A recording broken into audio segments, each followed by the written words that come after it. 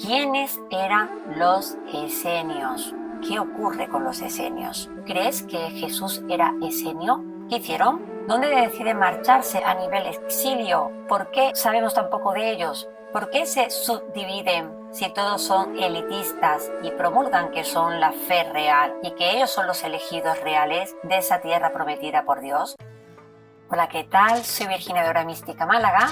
Los esenios datan del año 250 de antes de Cristo y siguen habiendo documentos de ellos que también datan del año 65 después de Cristo. Los esenios llaman mucho la atención precisamente porque se les asocia muchísimo con Jesús. Los esenios eran una comunidad judía que era un poco elitista. ¿Qué quiere decir que es elitista? Pues que se consideraban de una élite superior porque consideraban que su religión, que era el judaísmo, era superior a la de los demás. ¿En qué sentido?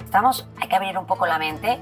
Israel no existía, era la tierra santa, la tierra prometida de Dios hacia los hombres, y no se nos puede olvidar que cuando nace Jesús ya Palestina está invadida por el Imperio Romano, con lo cual ellos eran los grandes mandatarios. Ya habría momentos muy convulsos políticamente hablando, pero también a nivel religioso, ya que allí los judíos practicaban el judaísmo, pero estos esenios en concreto creían que estaban luchando por poderes y no entendían que si ellos eran tan puros, ¿por qué hay que luchar por poderes?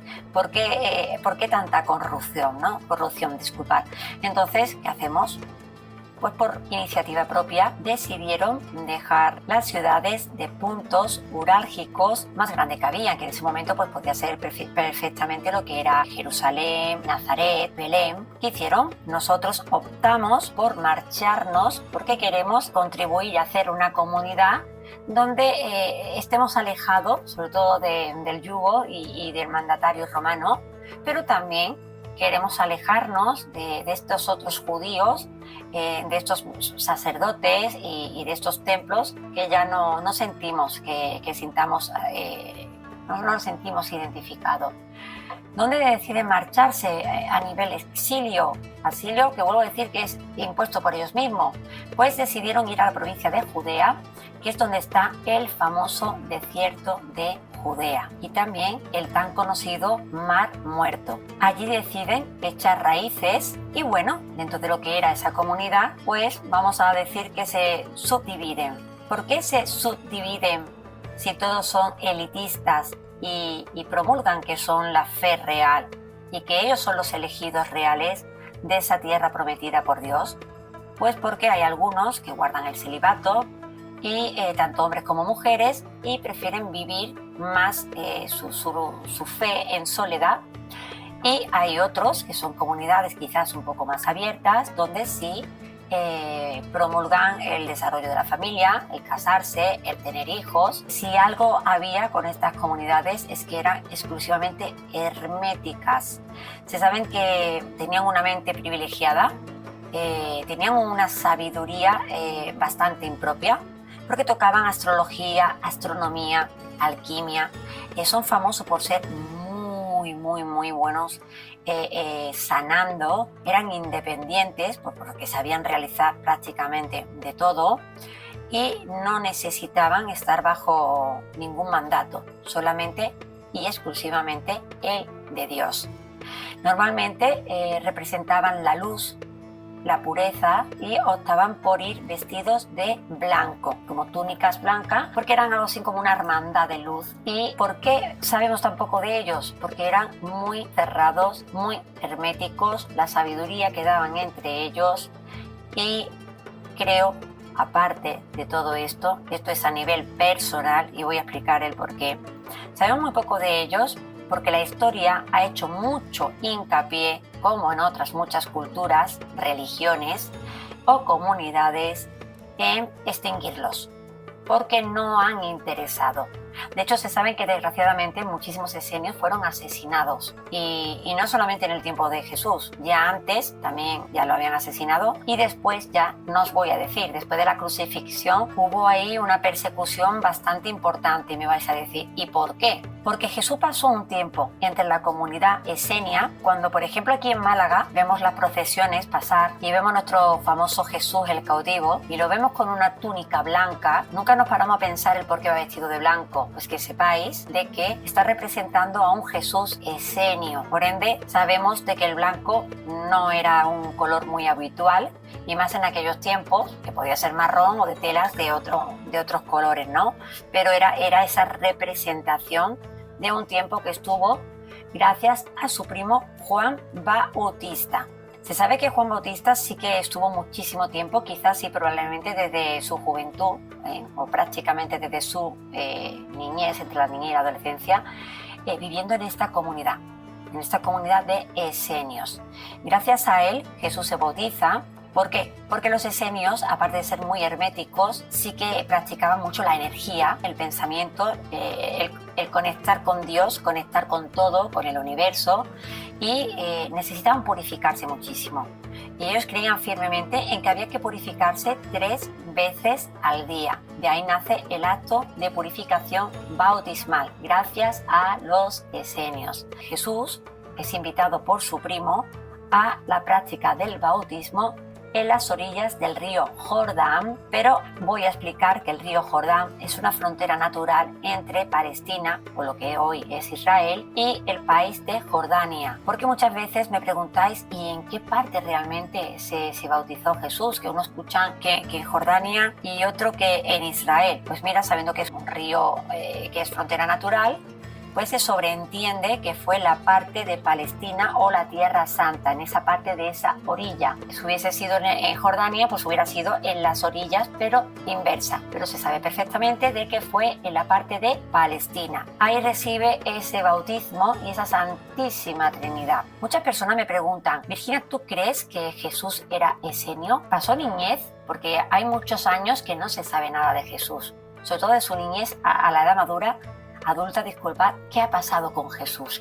¿Por qué apenas se habla de él? Os invito a un próximo programa bastante cercano donde vamos a hablar precisamente de Jesús como persona y las andanzas que hizo hasta su crucifixión. ¿Por qué no creo de que Jesús haya sido esenio? Sí se sabe de que estuvo un tiempo entre ellos, pero ya de adulto, porque Jesús siempre alcanzaba o intentaba de alcanzar la maestría y la mayor sabiduría en todos los ámbitos. Por tanto, fue bien recibido en esta comunidad.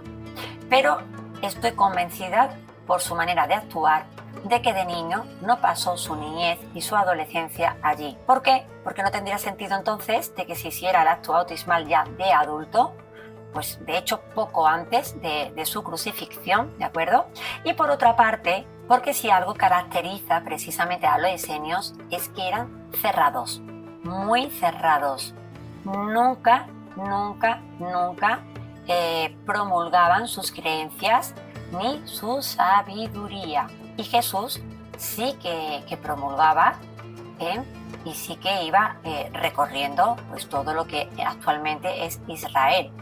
Se sabe de que andó por todo la orilla del mar de Galilea, que no es un mar realmente, es un lago bastante grande, y que recorrió todas las provincias de la Tierra Santa, y por ello tenía tantos seguidores, porque él iba hablando y promulgaba lo que para él era la palabra de su padre, la palabra de Dios, cosa que eso jamás haría un esenio. De otras cosas, porque ni siquiera salían por iniciativa propia, lo vuelvo a subrayar, de su propia comunidad. Yo creo que es un razonamiento lógico. Si alguien sabe más sobre lo esenio, decírmelo, porque yo de verdad voy a estar súper encantada de saber un poquito más si es que realmente Jesús estuvo en su adolescencia allí, pero yo no lo creo.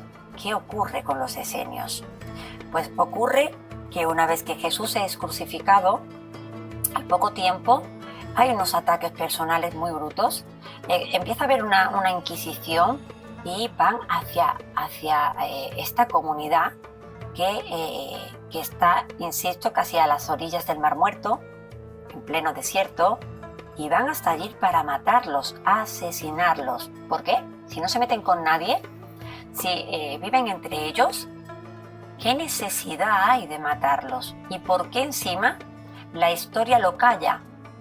No el asesinato, sino calla que existieron estas personas, que existió esta forma de vida y que eran personas con unos conocimientos que nosotros al día de hoy estamos nosotros anticuados, estamos obsoletos porque todavía no hemos alcanzado a tener la sabiduría que tenían ellos. Yo creo que tenemos que abrir muchísimo la mente y preguntarnos por qué. Yo no creo en las casualidades, ya quien me conoce lo sabe, que yo siempre abogo por la causalidad. Me parece muy curioso que en el siglo XX, es decir, siglo pasado, en el año 1947, precisamente muy cerquita de las orillas del Mar Muerto, justo en las tierras que estaba en la comunidad esenia, que son unas cadenas de cuevas y laberínticas, supuestamente un cabrero pues se le extravía una o dos cabras, las llama, las intenta de buscar y tirando una piedra pues escucha cómo se rompe algo. ¿Qué es lo que se rompe? Bastante vasijas, unas vasijas con una documentación excepcional donde se hablan de esta comunidad prodigiosa y privilegiada a la misma vez, pero donde también se recoge muchísima documentación de Jesús. Y esa documentación no está en ningún evangelio ni está en el Nuevo Testamento. ¿Por qué? Dejo la pregunta en el aire. Pero vamos a rizar quizás un poco más el rizo. Primero, no me cuadra de que sea un cabrero o un ganadero el que lo descubre al azar.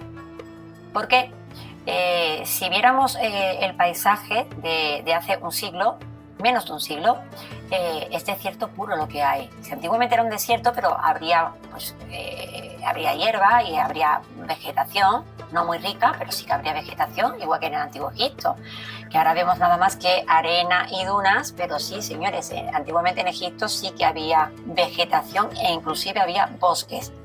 No como en Amazonas, pero sí que había bastante vegetación.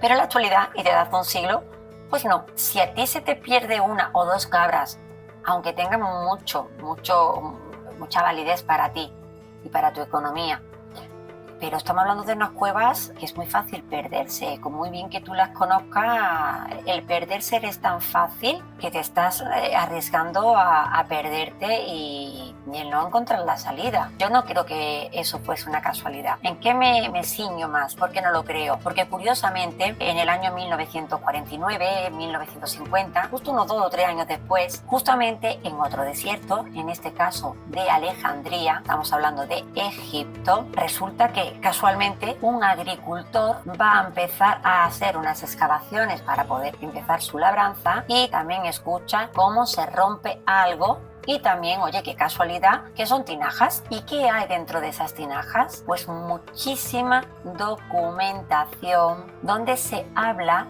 muy puntualmente y detalladamente de María de Magdala. ¿Quién es María de Magdala? María Magdalena. En esos mismos escritos se habla también bastante y se pronuncia Jesús. Entonces, la verdad que un agricultor que se ponga a hacer agricultura en un desierto, ahí para mí es que no tiene lógica, de verdad. Yo no soy agricultora, no tengo campo. ¿Qué clase de vegetación pues se puede allí pues sembrar? Pues no tengo ni la menor idea, pero sí que me cuestiono que en menos de 3 años salen unos textos sagrados con un peso importantísimo, que son los textos del Mar Muerto o los manuscritos de Qumran, que es realmente como se llama esa cadena de montaña o esa cadena de cuevas, Qumran. Vamos a ver esos documentos que están expuestos en algunos museos y otros muchos pues que han pasado al mercado negro y otros pues que han desaparecido.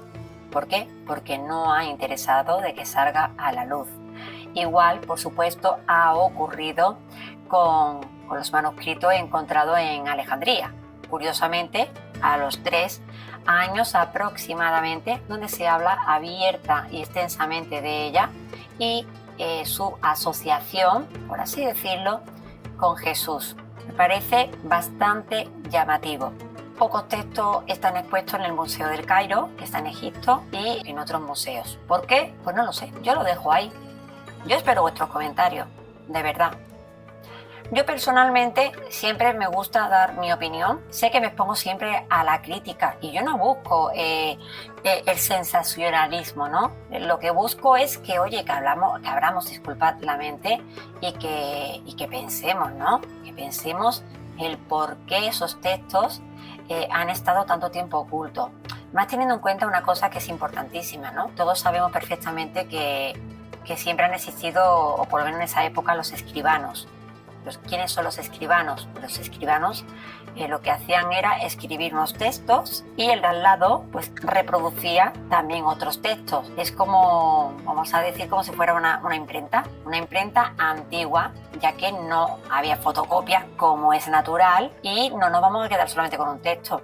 No, vamos a escribir el mismo texto, pero lo vamos a reproducir muchísimas veces. ¿Dónde están esos textos? Yo no me creo de que hayan sido solo exclusivamente lo que están en unas tinajas y las de otras. Puedo pensar lícitamente, y no estoy haciendo ningún ataque, de verdad no estoy haciendo ningún ataque, pero sí puedo pensar lícitamente de que están en ¿dónde? Pues en la biblioteca, que es oculta, pero a la misma vez no lo es, irónicamente, ¿no? Oculta porque nadie sabe realmente, solamente lo que tienen la llave, qué es lo que hay ahí en la biblioteca del Vaticano, igual que sabemos que están ahí pues millones de documentos y evangelios que le llamamos apócrifos. ¿Por qué son apócrifos? Porque no salen a la luz y no sabemos la información. Si no fuera importante el contenido, pues lo hubieran quemado y lo hubieran destruido. Eso es coherencia, por lo menos la mía. Lo mismo yo me rijo de una manera rara. Pero entonces, si no son importantes, lo destruimos. Entonces, ¿por qué tenemos tanto énfasis y tanto hincapié en tener algo tan guardado, que es prácticamente inaccesible, aun cuando se conoce de que existen, y ellos no lo niegan tampoco? No niegan que existan tantos textos donde se habla de Jesús, donde se habla de Dios, donde se hablan de arcángeles, de muchos temas que a nosotros no nos llega la información. ¿Por qué? No haberles esa pregunta a una persona. A ver, yo la respuesta creo que siempre la he tenido clara, pero bueno, tenía ganas de reafirmarla, ¿no? El por qué a las personas de a pie de calle no se nos da esta información. El por qué en mi Biblia, o en la Biblia cristiana, solamente está puesto al azar, a dedo, algunos textos y otros están fuera. Porque si no eran reales, pues insisto, se rompe, se destruye. Pero si están, es porque nos están contando algo. Pero yo lo quiero entero. Si yo tengo una Biblia, yo la quiero entera. Y si en vez de un volumen son 4, yo quiero los 4 volúmenes y me los quiero leer. Y yo ya cogeré lo que yo sienta, que sí que me siento identificada o que me vale o que me resuena. Y rechazaré aquello que yo no crea que sea verídico ni verdad, ¿no? Porque también ha habido veces que he escuchado, es que las personas no estáis preparadas para entender y escuchar la verdad, que no estamos tan dormidos. No. El ser humano ya nace despierto, pero es verdad que durante siglos, pues sobre todo en la parte occidental, ¿vale? Pues hemos caído en un letargo muy tonto, se nos ha dormido, se nos ha analfabetizado espiritualmente. Y cosas que han existido siempre, pues ahora para nosotros es como un boom, ¿eh? Es como el Reiki ha existido siempre y se ha practicado en el Oriente siempre. Tú a un chino le preguntas hace 5.000 años en qué dinastía estabais y qué sistema teníais y te lo sabe decir, porque no se han destruido esos documentos. ¿Y qué pasa aquí con el continente europeo o occidente? ¿Qué pasa? No, es que existe la edad oscura. ¿Y qué pasó en la edad oscura? Si es oscura es porque nos estáis ocultando cosas, ¿vale? Y es una lástima que se nos esté ocultando datos que creo que serían enriquecedores de los esenios y de Jesús y de María Magdalena y todo lo que quiera implicar. Y creo que nadie tiene derecho a decirnos si estamos preparados o no estamos preparados para encajar la verdad. Pero también entiendo que quien tiene la sabiduría tiene el poder. No me gusta el borreguismo. Siempre me defino como un verso suelto de mi propia composición porque me gusta pensar por mí misma, lucho por mi libertad de creencia y de pensamiento y para concluir os invito a que estéis con los ojos abiertos, la mente abierta y aún así no caigáis en el letargo que a veces es conveniente. ¿Para quién? Para quien sea. Estamos despiertos, aunque sea un buenas noches, soñadores. Un beso.